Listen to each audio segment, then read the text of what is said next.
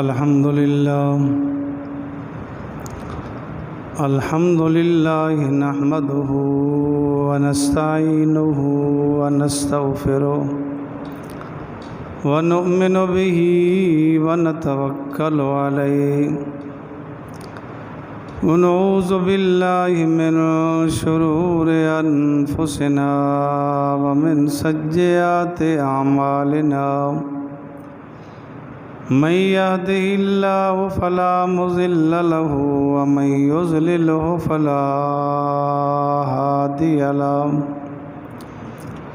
ونشهد أن لا إله إلا الله وحده لا شريك له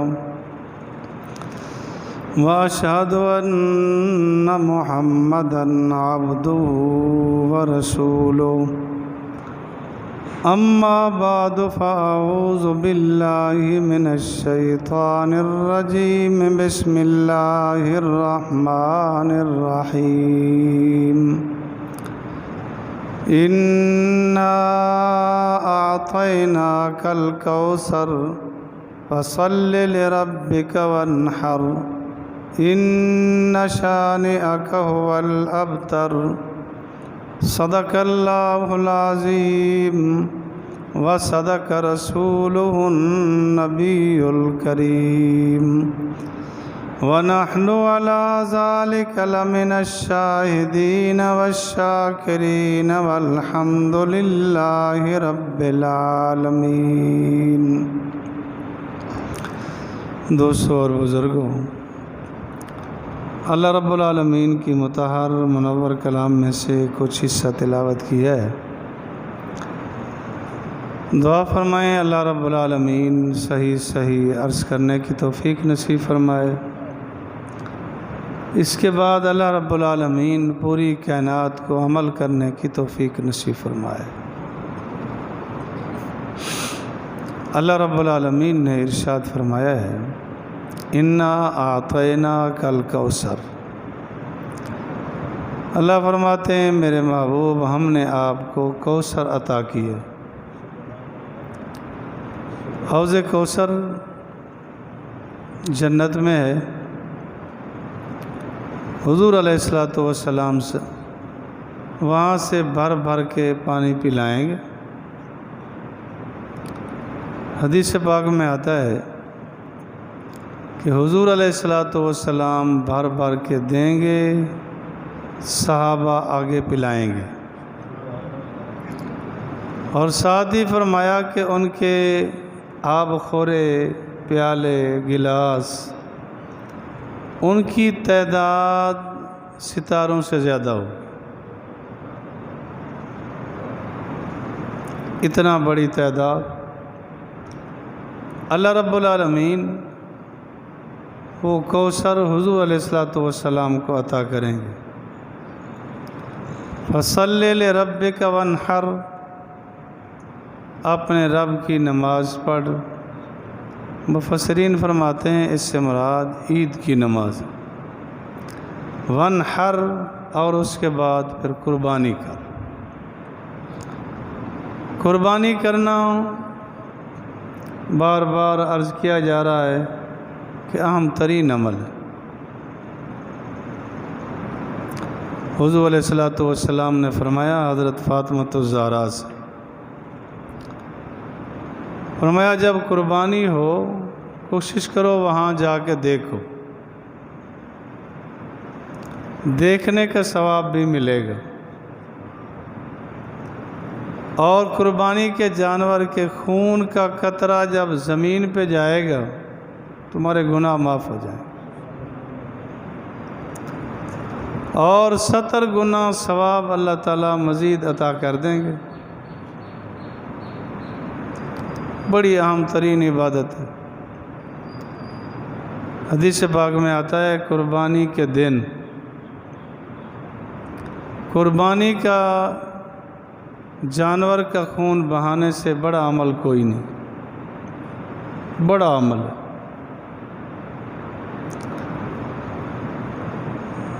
حضور علیہ السلام سے جب پوچھا گیا قربانی کیا ہے؟ تو آپ علیہ الصلوۃ والسلام نے فرمایا یہ تمہارے باپ ابراہیم کی سنت ہے۔ قربانی پہلے انبیاء بھی کرتے رہے، نوعیت اور کیفیت ذرا الگ الگ صحیح۔ سیدنا آدم علیہ الصلوۃ والسلام کے 2 بیٹوں نے بھی قربانی کی،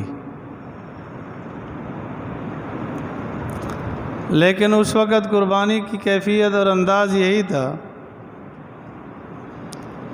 جس شکل میں قربانی ہوتی، جانور کی شکل میں ہو،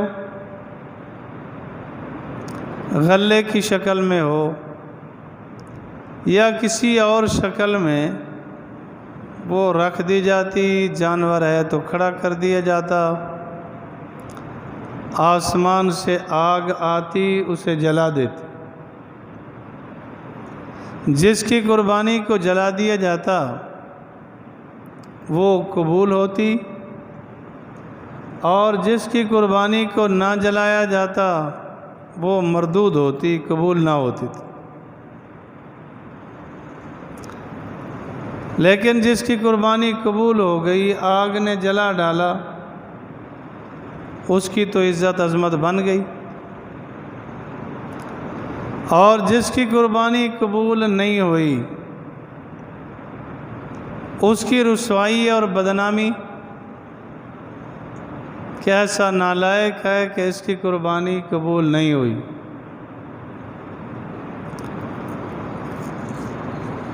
لیکن حضور علیہ الصلوۃ والسلام کی شرعیت میں یہ ہے کہ قربانی کرو، نیک نیتی سے کرو، بس تمہاری قربانی قبول ہو جائے گی۔ اگر کسی کی خدا نخواستہ قربانی قبول نہیں تو رسوائی سے پھر بھی بچ گئی۔ یہ حضور علیہ الصلوۃ والسلام کے صدقے سے۔ لیکن اختیار اللہ کا ہوتا ہے، جس کی چاہے قبول کر لے، جس کی چاہے قبول نہ کرے۔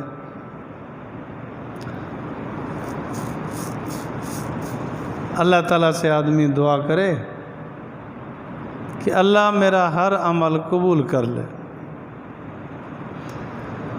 قربانی کرنے سے اللہ کا قرب ملتا ہے، اللہ کا قرب اسے نصیب ہو جاتا ہے۔ سیدنا ابراہیم علیہ الصلوۃ والسلام اپنے بیٹے کو لے گئے، منا میں جا کے لٹایا، گردن پر چھری چلا رہے تھے، چھری بھی تیز کی ہوئی تھی، طاقت بھی نبی کی تھی، اس کے باوجود چھری نے نہیں کاٹا۔ جب غصہ ہوئے اور چھری پھینکی تو پتھر ٹکڑے ٹکڑے ہو گیا، پتھر کو لگی، پتھر ٹکڑے ٹکڑے ہو گیا۔ تو اس سے معلوم ہوتا ہے کہ اختیار اللہ کا چلتا ہے۔ تبھی فرمایا فعال لما یرید، اللہ جو ارادہ فرماتے ہیں وہ ہو کے رہتا ہے، وہ اللہ کی مرضی اور اللہ کی مشیت چلتی ہے، وگرنہ ایک ایک واقعے پہ نظر کرتے آئیں، جس کی اللہ نے نہیں چاہا نہیں چلنے دی۔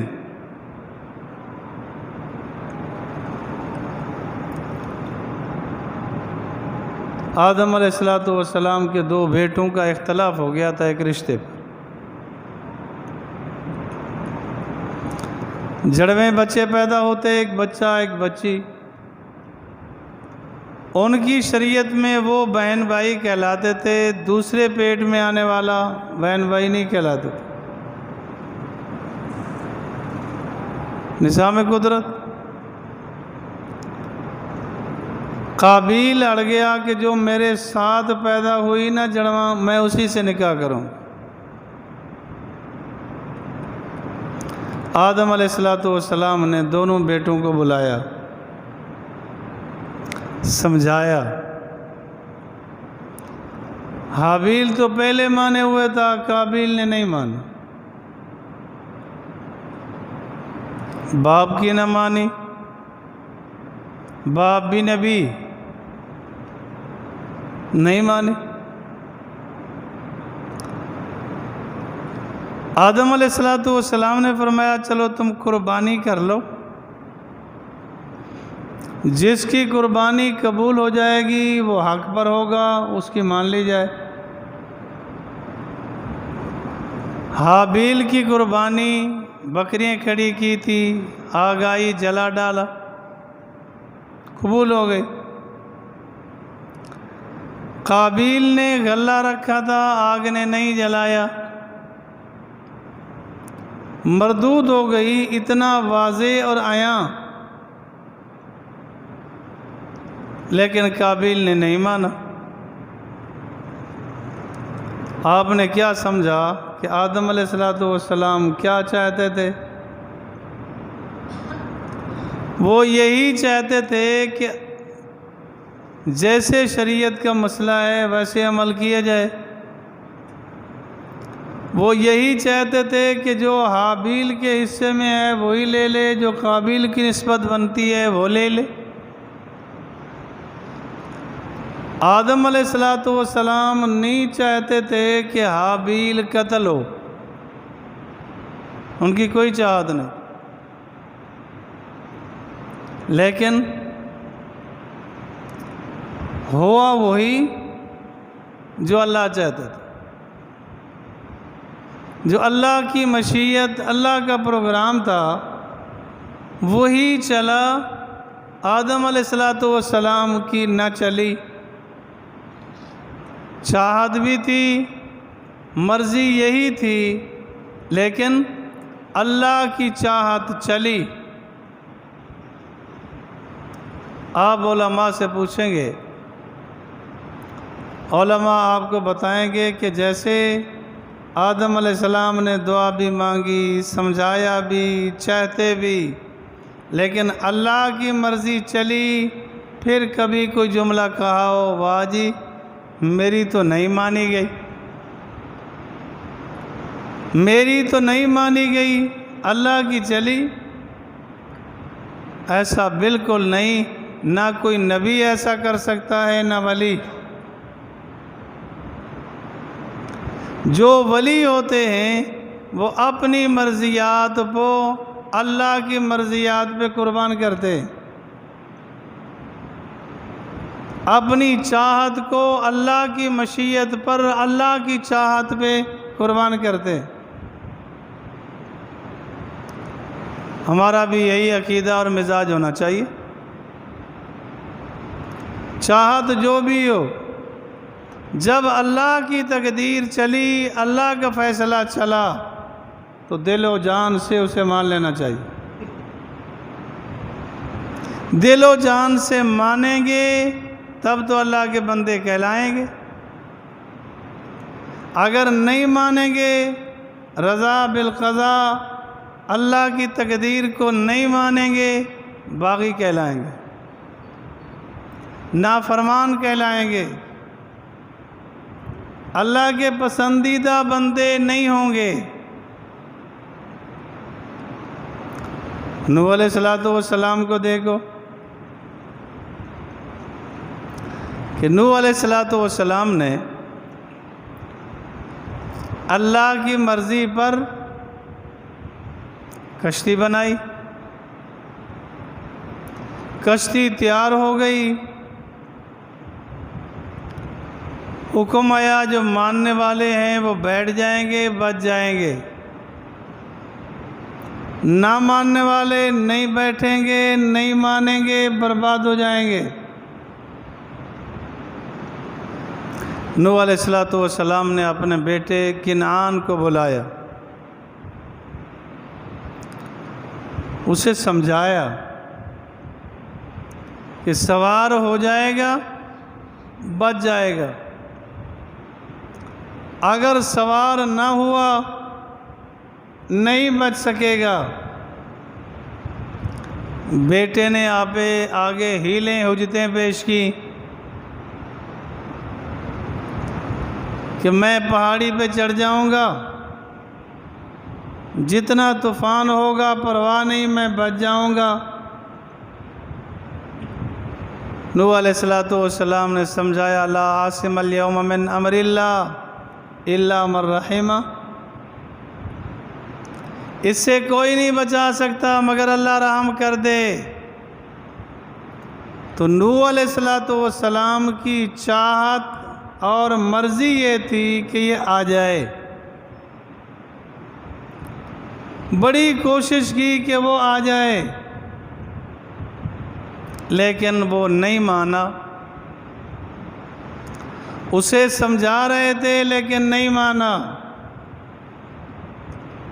اللہ فرماتے ہیں وحال بینہم الموج فکان من المغرقین، یہ مکالمہ ہو رہا تھا، بات چیت ہو رہی تھی،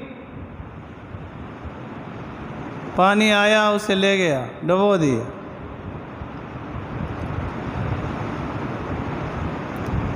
اللہ تعالیٰ کی بارگاہ میں عرض کیا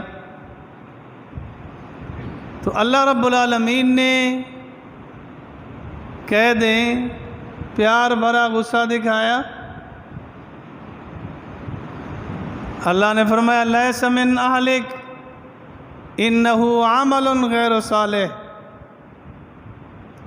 اس کو اپنے حال میں شمار نہ کر، اس کے عمل تمہارے عمل جیسے نہیں ہیں، وہ عمل نہیں ملتے۔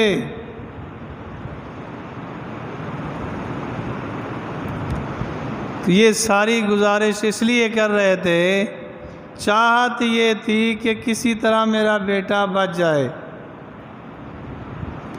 کسی طرح میرا بیٹا سوار ہو جائے، لیکن نوح علیہ السلام کی اللہ نے نہ چلنے دی، اپنی چلائی۔ اللہ کی مشیت، اللہ کی تقدیر چلی۔ نوح علیہ السلام نے کوئی شکوہ نہیں کیا کہ میں تو اولو العزم پیغمبر ہوں، میں نبی ہوں، میری نہیں مانی گئی۔ الٹا یہ ہے کہ اللہ رب العالمین کی بارگاہ میں عاجزی کی کہ میں نے ایسا نہیں مانگنا تھا، مانگ بیٹھا، اللہ مجھے معاف کر دے۔ اس سے بھی آپ عقیدہ بنائیں کہ اللہ کی چلتی ہے جو اللہ چاہتے، عام آدمی ہو نبی ہو، اللہ کی رضا پر راضی، پھر بات بنتی ہے۔ ابراہیم علیہ السلام کو دیکھ لیں، کیا ابراہیم علیہ السلام یہ چاہتے تھے کہ میں علاقہ چھوڑ جاؤں؟ چاہت یہی تھی کہ میں اپنے وطن میں رہوں، لیکن اللہ کا حکم آیا اپنا علاقہ چھوڑا۔ کیا خیال ہے کہ ان کی چاہت تھی کہ میں آگ میں جاؤں؟ نہیں، اللہ کی چاہت پہ جانا پڑا، اللہ کی تقدیر پہ جانا پڑا۔ اور یہ بھی ہے کہ اللہ قادر مطلق ہے، کسی مفید کو مضر بنا دے، کسی مضر کو فائدہ مند بنا دے، یہ اس کے اختیار میں ہے۔ آگ کا خاصہ یہی ہے جلانا۔ 50 سال 100 سال آپ آگ جلائیں، اس کی خدمت کریں، لیکن جب بھی انگلی رکھیں گے جلا ڈالے گی، جب بھی اندر چلے گئے جلا ڈالے گی، کہ آگ کا خاصہ ہے جلانا۔ اللہ رب العالمین نے ابراہیم علیہ السلام آگ میں چلے گئے، آگ کا خاصہ اللہ تعالیٰ نے وہ نکال لیا، جو مضر تھی اللہ نے اسے فائدہ مند بنا دیا۔ ہمارے اختیار میں ایسا نہیں ہے کہ فائدہ مند کو فائدہ مند رکھ سکیں، نقصان دہ کو نقصان دہ رکھ سکیں، یا الٹ کر دیں، اپنے اختیار میں نہیں ہے، اللہ کے اختیار میں ہے۔ ادھر نمرود کا دعویٰ کیا تھا؟ خداوندی، آگ کو مضر نہ رکھ سکا، اللہ نے اسے مفید بنا دیا، اس کی نہ چلی۔ آگ فائدہ مند ہو گئی، اللہ کی قدرت ہے، قادر مطلق جو ہوا۔ اسی طرح حدیث کی کتابوں میں ہے کہ سیدہ عائشہ رضی اللہ تعالیٰ عنہ کھانا پکا رہی تھی، آپ علیہ السلام نے فرمایا عائشہ ایک روٹی مجھے بھی بنا دو، میں لگا دوں۔ وہ بنا بڑھا کے دی، آپ علیہ السلام نے لگا دی۔ حضرت عائشہ فرماتی ہیں کہ بار بار میں آتی جاتی دیکھتی رہی، جیسے آپ علیہ السلام نے لگائی اور پانی کے قطرے گر رہے تھے، گرتے رہے۔ میں نے عرض کیا اللہ کے رسول، اسے تو آگ پکائی نہیں رہی، وہ تو روٹی ویسے کی ویسے کھڑی ہے۔ تو آپ علیہ السلام نے فرمایا عائشہ، جس کو میرے ہاتھ لگ جائیں اس کو آگ نہیں جلائے گی۔ صحابیات ہوں، صحابہ اکرام رضوان اللہ تعالیٰ علیہ مجمعین ہوں، ازواج مطہرات ہوں، صحابیت کا جب درجہ مل گیا، ایمان اور عقیدہ رکھیں کہ یہ لوگ جہنم میں نہیں جائیں گے، سیدھے بلا حساب جنت میں جائیں گے۔ تو ابراہیم علیہ السلام کی چاہت پوری نہیں ہوئی، جو اللہ کی چاہت تھی وہی ہوئی۔ قربانی میں بھی ایسا ہے، پہلے بھی عرض کیا ہے کہ ابراہیم علیہ السلام چاہت میں سچے تھے، ارادہ پختہ اور پکا تھا، اسی پختہ پکے ارادے سے ہی لٹایا۔ چاہت یہ تھی کہ میں بیٹا قربان کر دوں، خواب میں جیسے دیکھا تھا، انی اذبحک ماذا تری، کہ میں نے خواب میں دیکھا ہے، تو نبی کا خواب بھی وہی ہوتا ہے، 100% سچا ہوتا ہے۔ حضرت اسماعیل علیہ السلام بھی چاہتے یہی تھے کہ میں ذبح ہو جاؤں، تبھی عرض کر رہے تھے کہ آپ کر گزریں، میں انشاءاللہ صبر کرنے والوں میں ہوں گا۔ لیکن ابراہیم علیہ السلام کی، جناب اسماعیل علیہ السلام کی چاہت پوری نہیں ہوئی، اللہ کی مرضی اور اللہ کی چاہت فیصلہ پورا ہوا کہ اللہ نے حکم دیا، جنت سے جبرائیل امین دمبا لے آئے، اسے ذبح کر دیا گیا۔ تو چاہت اللہ کی چلی، اللہ کی مرضی چلی، ابراہیم علیہ السلام اسماعیل علیہ السلام کی نہ چلی۔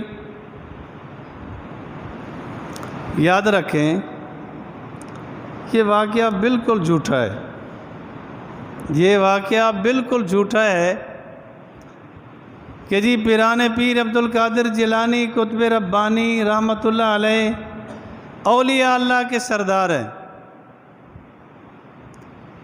دریا کے کنارے ہیں، ایک کشتی جا رہی تھی جی، بارات جا رہی تھی، بارات ڈوب گئی،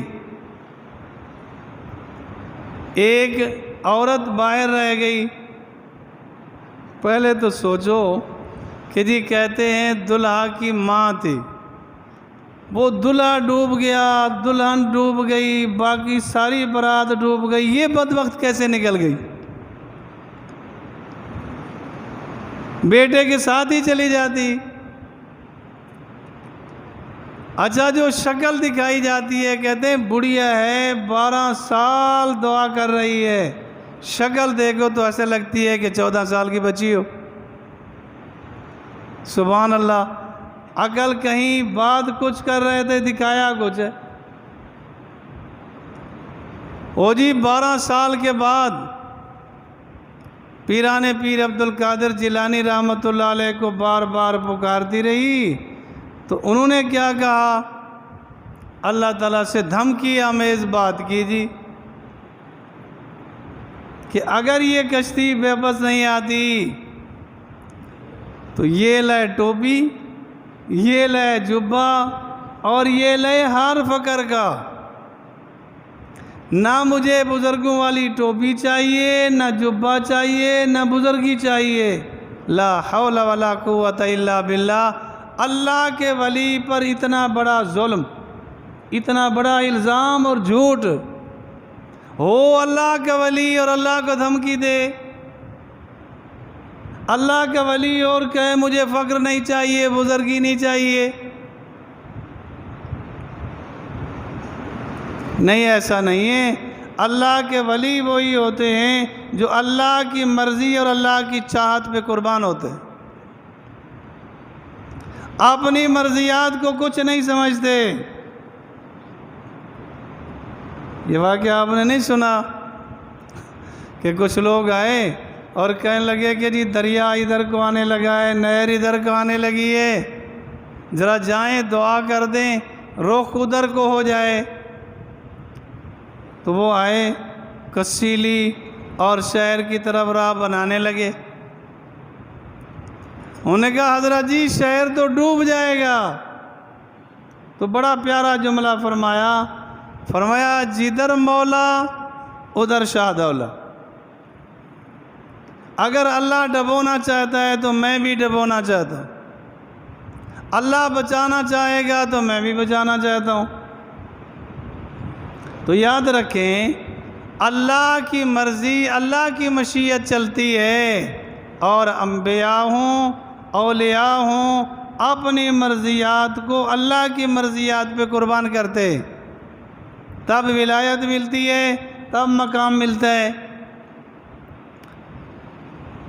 یوسف علیہ السلام کا واقعہ، یعقوب علیہ السلام کا واقعہ بارہا آپ نے سنا ہوگا، بارہا آپ نے پڑھا ہوگا۔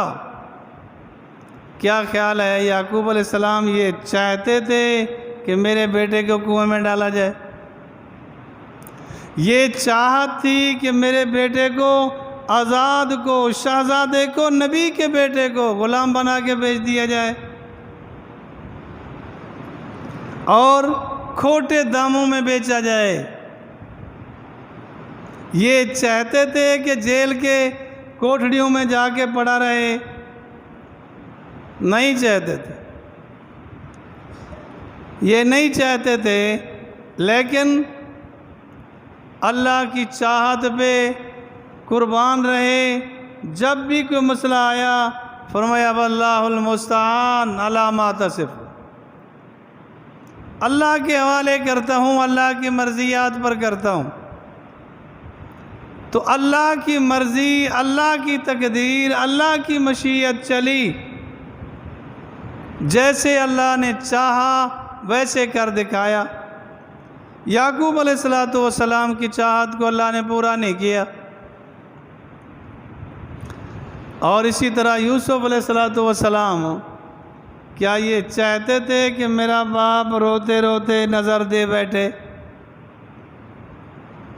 چاہت نہیں تھی، لیکن اللہ کی طرف سے منع تھا، نہ اطلاع دی نہ بتایا، رہے اپنے حال میں۔ اللہ کی چلی،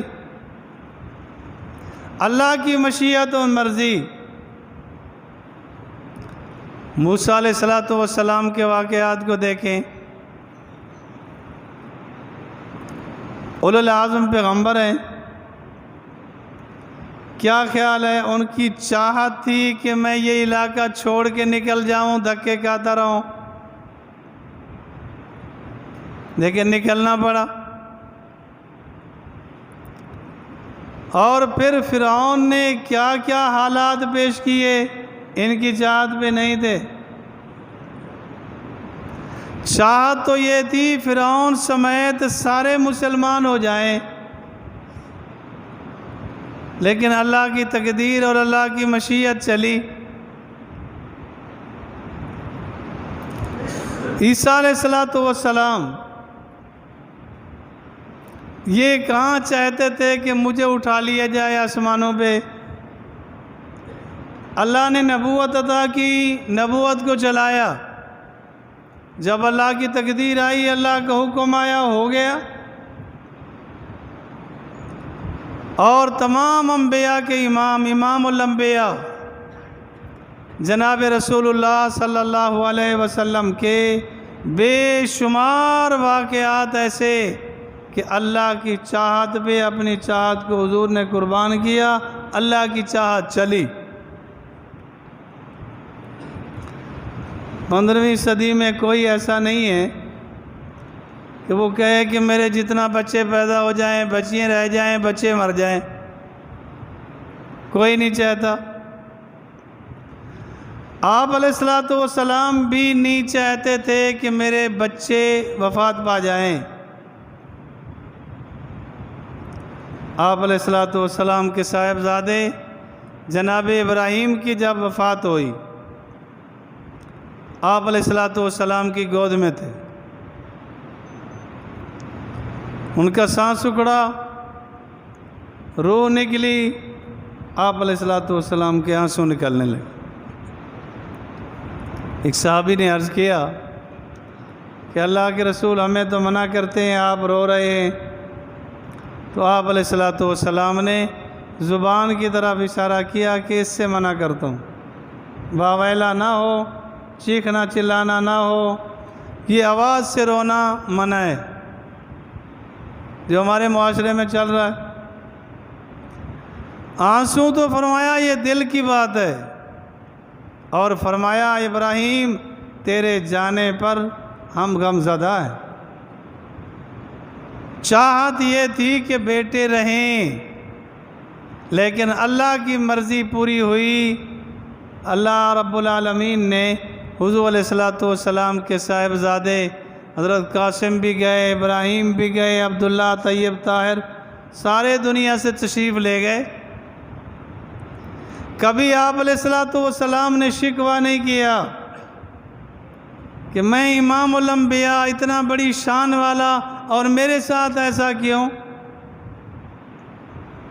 کہ اللہ کی رضا پر راضی رہنا یہ فرض درجہ رکھتا ہے۔ جیسے نماز فرض ہے، اسی طرح اللہ کی تقدیر پر راضی رہنا فرض ہے، ہونا چاہیے۔ آپ علیہ السلام صحابہ جہاد میں شہید ہوتے رہے۔ آپ علیہ السلام کی چاہت یہی نہیں تھی کہ بس شہید ہو جائے، چاہت یہ تھی کہ اسلام کا غلبہ ہو۔ ایک مہینہ قنوت نازلہ پڑی، جنہوں نے زیادتی کی تھی، شہید کیا تھا، بد دعا دیتے رہے، لیکن ہوا کیا؟ جو اللہ کی چاہت تھی وہی ہوا۔ آپ علیہ السلام خوشی سے مکہ چھوڑ کے نہیں گئے، مکہ مکرمہ سے جو ہجرت کی ہے وہ اللہ کی تقدیر اور اللہ کی مشیت پر ہے۔ حدیث کی کتابوں میں ہے کہ جب آپ علیہ الصلوۃ والسلام ہجرت کر رہے تھے اس راستے پر آئے جو مکہ کو جاتا تھا، وہاں کھڑے ہو کے آپ نے رو دیا، فرمایا مکہ میں تجھے چھوڑنا نہیں چاہتا تھا، لیکن کیا کریں رہنے نہیں دیتے۔ یہ سارا کچھ کیسے ہوا؟ اللہ کی تقدیر پر۔ آپ علیہ الصلوۃ والسلام کے غمخوار چچا، ہر آڑے وقت میں ساتھ دینے والے جناب ابو طالب، مکہ والوں نے جس وقت مکمل بیکاٹ کیا، خبردار کہ کھانے پینے کی کوئی چیز وہاں نہیں پہنچے گی۔ شعب ابی طالب میں 3 سال کا زمانہ جیل کاٹی، جناب ابو طالب ساتھ تھے۔ جب ان کا آخری وقت آیا، حضور علیہ الصلوۃ والسلام تشریف لے گئے۔ روایات میں ہے کہ مشرکین مکہ نے جگہ مان لی کہ بیٹھنے کی جگہ ساتھ نہ ملے۔ حضور علیہ الصلوۃ والسلام نے کھڑے کھڑے فرمایا، چچا کلمہ پڑھ لے، میں کل قیامت کے دن اللہ کی بارگاہ میں عرض کروں گا۔ سیرت کی کتابوں میں ہے کہ اس نے نا یوں دائیں بائیں یوں نظر گھمائی، تو بیٹھے تھے مشیران، مشورہ دینے والے، اب ڈر گیا ہے، کہتا ہے اب گھبرا رہا ہے۔ اصل مار دیتے ہیں مشیر، جب بھی کوئی موقع آتا ہے نا مشورہ کرنے والے مشورہ کرتے ہیں، مشیران حضرات کبھی ادھر کبھی ادھر، تو وہ مشورہ دینے لگے۔ آخری جملے ان کے منہ سے یہی نکلے، میں اپنے آبا اجداد کے دین پر ہوں۔ حضور علیہ الصلوۃ والسلام واپس آئے، آپ علیہ الصلوۃ والسلام کی آنکھوں سے آنسو آئے، غم زدہ تھے۔ تبھی اللہ رب العالمین نے فرمایا انک لا تہدی من احببت ولکن اللہ یہدی من یشاء۔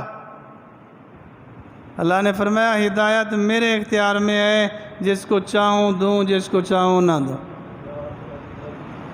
اب روایات میں کہیں نہیں ہے کہ حضور علیہ السلام نے پھر شکوہ کیا ہو کہ واہ جی میری تو نہ مانی گئی، نہ، اللہ کی چاہت چلتی ہے، اللہ کی تقدیر چلتی ہے۔ مجھے بھی یہی عقیدہ رکھنا چاہیے، آپ کو بھی، کہ اللہ کے اختیارات ہر جگہ چلتے ہیں، اللہ کی رضا پر اپنی رضا کو قربان کرنا چاہیے۔ اللہ مجھے اور آپ کو کامل دین پر چلائے۔